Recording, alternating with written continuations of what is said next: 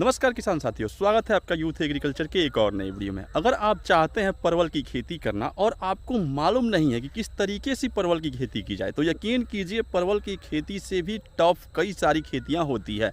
परवल की खेती करने का तरीका काफ़ी आसान होता है और लेकिन जानकारी के अभाव में आज भी ये खेती भारत के सिर्फ कुछ एक जिलों में कुछ एक जगह तक सीमित है। आप अगर इस वीडियो को शुरू से लास्ट तक देखेंगे तो परवल की खेती करने का तरीका निश्चित रूप से समझ जाएंगे। वीडियो में लास्ट तक बने रहिए। कुछ ऐसे भी तरीके मैं बताऊंगा जिसको कि परवल की खेती जो किसान बंधु पुराने समय से करते आ रहे हैं ना, वो भी उसको नहीं फॉलो करते हैं, जिसकी वजह से कई बार उनको भी नुकसान झेलना पड़ जाता है। अब परवल की खेती के लिए कुछ 4 बिंदुओं पे हमें फोकस करना पड़ता है। सबसे पहले तो हमें मिट्टी का चुनाव कौन सा करना है, किस खेत में हमें परवल को लगाना है। दूसरी कि इसकी वैरायटी का चुनाव हमें किस तरीके से करना है। तीसरी बात कि जब हम बीज खरीदने जाएं, बीज के रूप में इसके लताओं का प्रयोग किया जाता है, तो जब हम लता खरीदने जाएं ना, तो वहाँ पे हमें क्या देखना होता है, किस तरीके से हमें लता की परचेजिंग करनी होती है। और चौथी बात कि हम क्या इसकी इंटरक्रॉपिंग कर सकते हैं, किस किस खेत में इसको लगा सकते हैं, क्योंकि अभी सितंबर का महीना है, अक्टूबर में लोग परवल की खेती करेंगे और उस वक्त कई सारे लोग आलू की खेती किए हुए होते हैं, कई सारे लोगों के खेत में मक्का होता है, बहुत सारे लोगों के खेत में बैगन होता है। तो क्या हम किसी अन्य फसल में परवल की इंटरक्रॉपिंग कर सकते हैं? इन सारी जानकारी को मैं विस्तार से बताऊंगा। सबसे पहले बात कर लेते हैं कि परवल की खेती के लिए मिट्टी का चुनाव किस तरीके से करना है। किसान बंधु, परवल की खेती के लिए ऐसी बात नहीं है कि परवल को किसी स्पेसिफिक मिट्टी में ही लगाया जा सकता है। परवल की खेती हम कई प्रकार की मिट्टियों में कर सकते हैं। काली मिट्टी में, दोमट मिट्टी में, बालुई मिट्टी हो, या फिर इसकी खेती आप लाल मिट्टी में भी कर सकते हैं। बल्कि कई सारे जगहों पे लाल मिट्टी में इसकी खेती होती भी है।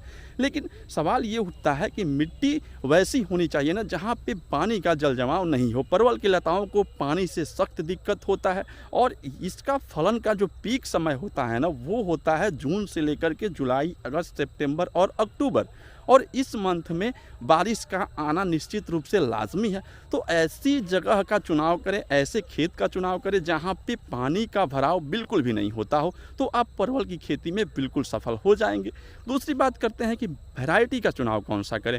किसान बंधु, इसकी कई सारी वैरायटियाँ होती है। टुमरिया होती है, छाप होती है, इसके अलावा इसकी राजेंद्र वन परवल की वैरायटी होती है। इसके अलावा बंगाल ज्योति परवल भी एक काफ़ी अच्छी वैरायटी परवल की मानी जाती है। तो कौन सी वैरायटी का चुनाव करें? अगर आपको ज़मीन पे परवल की खेती करनी है किसान बंधु, इसकी खेती 2 तरीके से होती है, ज़मीन पे भी और मचान पे भी।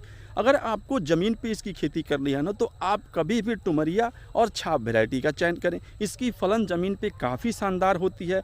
ये रोग रोधी भी होता है, लताओं में इसके जल्दी कोई रोग नहीं आता और इसकी वजह से शानदार फलन के साथ साथ इसकी लताओं का भी क्रेज काफ़ी ज़्यादा होता है। बीज के रूप में किसान बंधु ज़्यादातर चाहते हैं कि हम टुमरिया वैरायटी लगाएं या फिर हमें छाप वैरायटी ही अपने खेतों में लगाना है।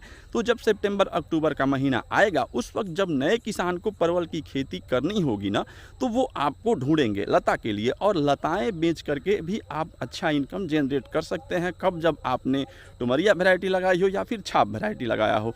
अगर आपको मचान विधि से खेती करनी है ना, आपसे सिर्फ आपको फलन से मतलब है, आपको लताओं को नहीं बेचना है, या फिर दियर एरियाज में कई सारे जगह पे ऐसी जगहों पे खेती होती है जब जून जुलाई आते आते ना पूर्ण रूप से उनका फसल बर्बाद हो जाता है पानी की वजह से और शुरुआत में उनको फलन लेने की आवश्यकता होती है, तो आप राजेंद्र वन या फिर बंगाल ज्योति परवल को प्रेफर कर सकते हैं। ये दोनों वैरायटी भी काफ़ी अच्छी है, जल्दी फलन देती है, लगातार फलन देती है। लेकिन अगर आप मचान विधि से लगाएंगे तो मचान पर की लताओं की बिक्री नहीं हो पाती, इसके वजह से आप लता बेच करके और इनकम जनरेट नहीं कर सकते हैं।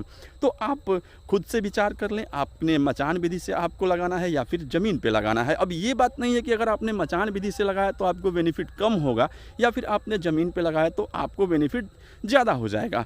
आपको दोनों ही कंडीशन में, चाहे आप ज़मीन पे लगाएं या फिर मचान पे लगाएं, आपको बेनिफिट काफ़ी शानदार होगा। क्योंकि मचान पे किसान बंधु इसकी पैदावार ही इतना ज़्यादा ले लेते हैं ना कि उसी को बेच करके और वो शानदार इनकम जनरेट कर लेते हैं। परवल की फलन लगातार होती है, 2 से 3 दिन में इसकी तुड़ाई करनी पड़ती है और एकड़ में 14 से 15 क्विंटल तक भी तुड़ाई किसान बंधु करते हैं और 14 से 15 क्विंटल तुड़ाई मार्केट में इसका रेट औसतन भी देखें तो 15 से 20 रुपया होता है। तो आप सोच सकते हैं कि इससे कितना इनकम किसान बंधु जनरेट कर सकते हैं। बात आती है ना परवल की लताओं का चुनाव किस तरीके से किया जाए, किस लता को हम खरीद सकते हैं, किस लताओं का बीज के रूप में प्रयोग में लाया जा सकता है। किसान बंधु जिस भी वैरायटी की लता को आप देखने गए हो जिस किसान बंधु के पास, उसके खेत में देख लें कि उसमें कोई रोग तो नहीं है, कहीं उनकी लताओं में गलन तो नहीं है, सड़न तो नहीं है। अगर उसमें रोग दिखाई देना उस लता को आप ना खरीदें। जिन किसान बंधु की लताएं स्वच्छ हो, जिसमें किसी प्रकार की रोग दिखाई नहीं दे, फलन देख लें आप, फलन उसका शानदार हो, वो लताएं आप खरीदें, वो लता परचेज करें। और उसमें मेल फीमेल जो होती है ना उसका कंपोजिशन का ध्यान आप जरूर रखें। आम भाषा में हम लोग मेल प्लांट्स को फुलभंगा बोलते हैं, उसमें सिर्फ फूल आती है, फल नहीं आता।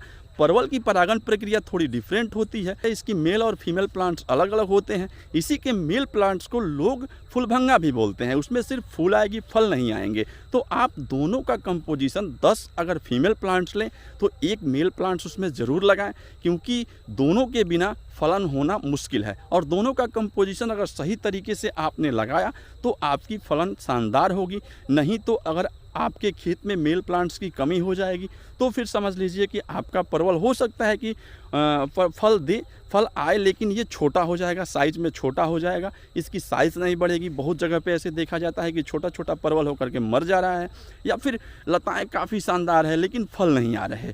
तो उसका रीज़न एक बहुत बड़ा ये भी होता है। ये पुराने किसान भी इसको नहीं समझ पाते कि हमारे खेत में जो फुलभंगा जिसको बोलते हैं मेल प्लांट्स की कमी है, इसके वजह से फीमेल प्लांट से फल नहीं आते हैं। क्योंकि परागण प्रक्रिया अगर नहीं होगी ना तो कोई भी प्लांट फल नहीं देता। और परवल की परागण प्रक्रिया थोड़ी डिफरेंट होती है। तो लताओं का चयन करते वक्त आप इस बात का ध्यान जरूर रख लें। अब बात आती है किसी अक्टूबर के महीने में जब हम परवल की खेती करने वाले हैं तो किस खेत में इसकी इंटरक्रॉपिंग कर सकते हैं, या फिर खाली खेत में ही इसकी खेती करनी पड़ती है। किसान बंधु परवल की आप इंटरक्रॉपिंग कर सकते हैं, चाहे आपने बैगन की खेती की हुई हो या फिर आप अपने खेत में आपने आलू लगाया हो, आप उसमें भी परवल को लगा सकते हैं। क्योंकि अभी जब आप सितंबर अक्टूबर में परवल लगाएंगे तो उसकी सिर्फ जर्मिनेशन होती है, और जर्मिनेशन के पश्चात कई सारे किसान बंधु सरसों की भी खेती कर लेते हैं। सरसों कटाई के पश्चात उसकी निराई गुड़ाई करते हैं शानदार तरीके से, और उसके बाद उसकी मिट्टी की तैयारी की ओरिजिनल प्रोसेस शुरू होती है। यानी कि फरवरी मार्च के महीने से किसान बंधु परवल की खेत की तैयारी करना शानदार रूप से शुरू कर देते हैं। उसकी निराई गुड़ाई करेंगे, उसमें